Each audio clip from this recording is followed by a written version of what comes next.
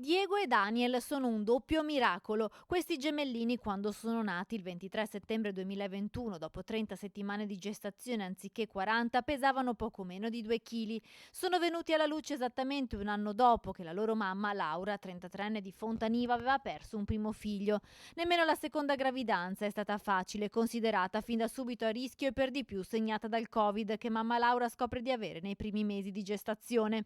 Ma Diego e Daniel, grazie a 3 professionisti del pronto soccorso di Cittadella che portano la donna d'urgenza in sala operatoria per il taglio cesareo, nascono anche se prematuri.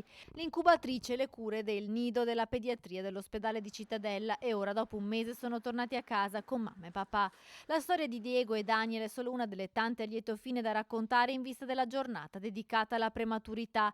Bambini piuma che stanno nel palmo di una mano ma che grazie alle terapie intensive neonatali riescono a diventare grandi. Nel 2020 in Veneto i bimbi molto prematuri, cioè nati prima della 32esima settimana di gestazione, sono stati 362, un trend in discesa se si calcola che dal 2014 al 2017 superavano i 500 e che nel 2018 e 2019 erano oltre 400.